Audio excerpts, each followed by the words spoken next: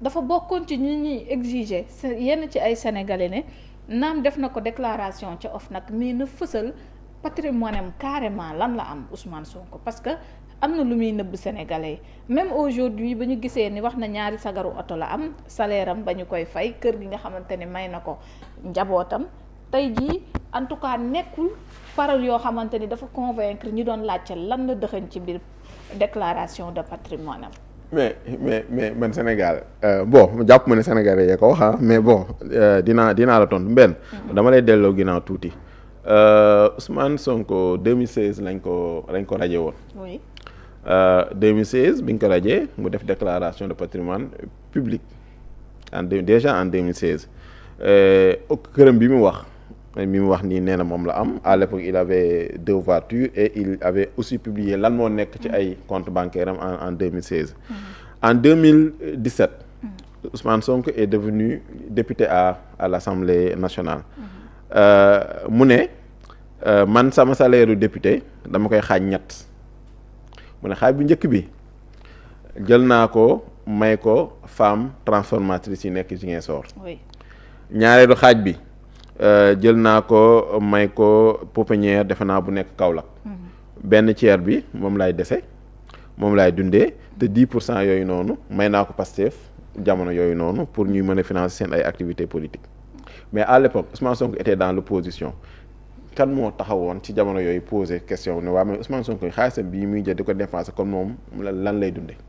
te à l'époque on avait en face le régime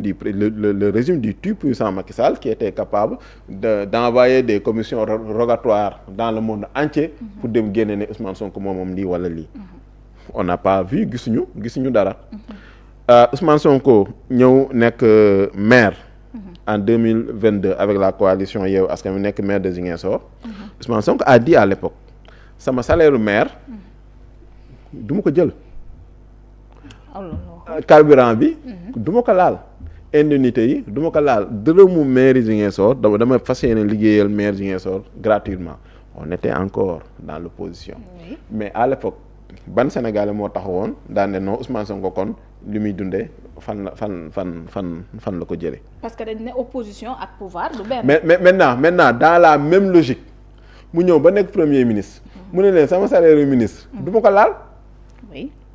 bon mu choqué ñu bëri. mu choqué ñu bëri mu taxaw mu def déclaration de patrimoine ba taxaw ne Sénégalais yi. képp koo xamante ne mën ngaa génn ne mètre carré bii nii maa ko moom. wala compte bancaire bii maa ko moom wala immeuble bii maa ko moom mais génne ko. L'État avec tous les moyens qu'il a. est-ce que war na am possibilité war na am difficulté. génnee tey patrimoine Ousmane Sonko boo xamante ne nii daf ko nëbb. pour man ça en réalité wax la rek ay waxantu la rek Ousmane Sonko en réalité moom li mu wax il n'a jamais été intéressé en réalité par la richesse. Dem sax évolué na dans son discours nee na bëgg na am ay milliards pour dimbali ay nit mais am na nu mu ko bëgg a amee mais de toutes les façons su bëggoon a enrichir doon na ko def bu yàgg. il avait l'opportunité où il avait des opportunités pour s'enrichir loolu nag pour man moom moo jaaxal ñu bari comment un homme politique de cette envergure là naka lay mën a amee benn kër ñaari oto te amul xaalis. waaw ba tax moo tax gëmuñu démb déclaration publique bi nga xamante ni def na ko. mais parce que rupture booy wax yow da nga koy incarner. booy def par exemple les cours de leadership yi ñuy jàngale. li ñu lay wax dañ naan la yow li ngay woote da nga koy incarner d'abord Ousmane Sonko. oui il montre la voie. est-ce que du exigence boobu moom moo tax tamit ñu teg ko cette pression par rapport ak loolu. par rapport à quoi. li ñu wax léegi ci moom lan la am. ni mu mais li mu am génnee na ko ŋàññee ci ñu fi nekkoon moom tamit. mais li mu am génnee na ko teg na ko sur la table yéen lan ngeen bëgg leneen. benn kër laa am sama njaboot laa ko def ñaari oto laa am sama compte bancaire li ci nekk mooy sama salaire de ministre bu ma doon bloqué te lii laa si jublu mais keneen ku gis leneen lu Ousmane Sonko am mais na ko génne mais na ko génnee maintenant topp ci naan gëmuma ko mais dem leen ngeen dem defi ay enquête am na benn loi bu fi nekk. loi boo xam sax permettre na mu mën a xam carrément li nit ki déclaré ak li mu am dëgg ndax moom la wala du moom. mais OFNAC am na ay loi yoo xamante ne nii voté nañ ko notamment la kii ni mu tuddati la loi sur j'oublie le nom. accès à l'information beneen bi lanceur d'alerte képp koo xamante ni gis nga ne Ousmane Sonko moom lii te da koy nëbbu mais demal nga boole ji ko. kon ñoom Adjuma Sow ak ñooñu mën nañ dem Adjuma Sow ak keneen képp ku mënti doon koo xam ne gis na ne Ousmane Sonko moom lii te déclaré wu ko demal nga wax ko. mais les fonds spéciaux si. démb le président de l'Assemblée nag def na exercice de transparence boo xam te ni en tout cas brandir na ay documents ak ay dates ci yu mu sukkandiku ngir wax ni carrément moom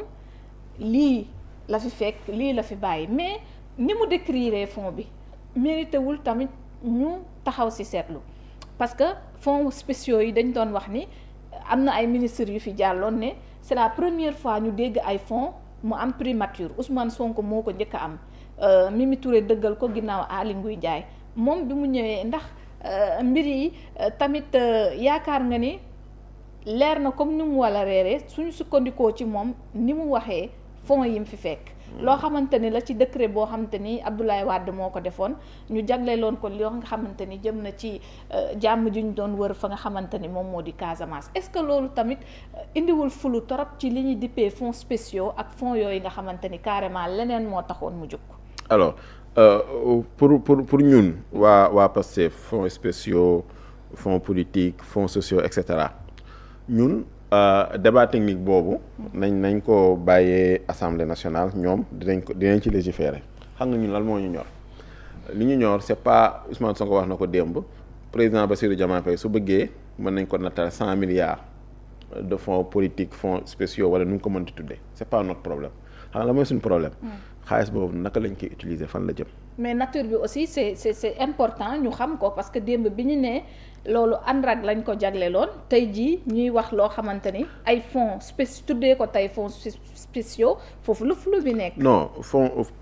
flou bi nekkul foofu pour man Ousmane Sonko génne na décret 2004 avant mi génne décret 2004 bi dafa indi document bi wane depuis 2012 premier ministre bu nekk année bu nekk ñaata nga am fonds politique de 2012 à 2024. Tous les premiers ministres qui se sont succédés ont eu des fonds politiques wala des fonds spéciaux ak ñu ko mën tuddee ils en ont disposé ñoom amoon nañ ko benn la question que l'on doit se poser xam nga mooy lan ñooñu fonds politiques yooyu nan lañ ko def pour ñun c'est ça qui est plus important xaalis bi Sénégalais yi jël nattal la ko yow nan nga ko utiliser ban premier ministre tey moom moo ñemee def li Ousmane Sonko def démb génnee daan ne 1 milliard 700 millions yi ma nattaloon fii la dugg et les pièces justificatives sont là amul 1 franc boo xamante ne nii jël naa ko utiliser ko pour man wala pour sama njaboot wala pour sama xarit bañ naa ko ba dama doon sama secrétaire général bu fi indi 1 franc ci xaalis di ma ko jox te képp koo xamante ne nii dafa war a bénéficier wu de ces fonds là bul ko jox xaalis su fekkente ne facture la demal nga fayal ko su fekkente ne ordonnance la demal nga jënd ko bul manipuler ak kenn xaalis et tout cela est traçable te aujourd'hui le premier ministre Lamine Lo est là il a toute cette documentation là à sa disposition su fekkente ne li Ousmane Sonko wax méngoowul ak li am na génn wax ko moom wax na nañu ko ku ko weddi mais gis nga exercice de transparence boobu ak redevance bi Ousmane Sonko am daan na xaalis baa ngi nii laa ko utiliser lekkuma ci 1 franc ay la yoon benn su fekkonte ne premier ministre yi ñu amoon yëpp depuis le début defoon nañ ko est-ce que tey Sénégal dina egg fi ñu toll est-ce que kon tey Macky Sall bi nga ko laajee nan nga def ba am xaalis est-ce que dina toog naan non man avant may nekk état 500 000 600 000 laa amoon après mu duggee état amoon naa salaire 2 millions 3 millions mais aussi am naa ay fonds spéciaux donc il et il explique patrimoine am tey ci l'existence de ces fonds spéciaux là wala comment on appelle ça wala fonds politique tey Souleymane Ndéné Ndiaye a dit la même chose dama doon toog ñu defal ma chèque ñu dem retirer chèque bi liquide indil ma ko après kenn du la laaj xaalis boobu noonu fan la nekk ak naka nga ko utiliser. Massaly a dit que Souleymane l'ancien premier ministre Macky Sall da ko doon may 2 millions par semaine pour quelqu'un qui est censé avoir un salaire de 4,5 millions ngay may yow 2 millions par semaine xaalis boobu noonu fan la doon jóge pour man ce sont ces questions là qui méritent d'être posées et que ces questions yooyu la Ousmane Sonko posé ba pare régler ko en étant lui-même premier ministre. On peut débattre de la provenance de cet argent-là. On peut débattre de la nomenclature budgétaire, lii pour Casamance, lii pour Nangam, etc. Tout ça là, on peut débattre pour man. Mais on peut débattre. tey looy tontu ci ñi jàpp ni détournement d'objectif la du moment où tey su fekkee fonds yooyu Ousmane Sonko tudd tey fonds bu jagleelul woon ñu ko woon jënd ordonnance nii ay oto yoo xamante ni jàpp na dañ ko waroon indi foofu fonds boo xamante ne beneen nature la amoon. loi bi dafa ne ay fonds spéciaux. kenn du ko justifier kenn du ko justifier kenn du wax kenn fan nga koy dugal c'est laissé à l'appréciation de son détenteur on peut discuter décret bi li ci ne gisuma ko Ousmane Sonko dégguma ko muy wax ay andrag ak yooyu dafa ne juste décret bi c'est un décret de 2004 yoo xamante nii c'était pour régler certaines questions liées à la Casamance en 2004 maintenant on est en 2026 il a pris cet argent-là il l'a utilisé pour les besoins de l'État du Sénégal et c'est justifié. nañ ko utiliser su fekkee dañu jàppoon ne tam lu xaraam la loo xamante ni en tout cas waruñu ko woon jëfandikoo. mais Mbène nga baal ma. même su fekkee am nañu wees ñoo xam Mbène nga baal ma. par exemple tey seq ak koo xamante ne nii nekkul sa soxna dafa xaraam. mais bis bu nekkee sa soxna est-ce que xaraamati na. non xaraamatul la fonds spéciaux dafa xaraam ci fekkente ne nit ki da koy jël utiliser ko nu mu la neexee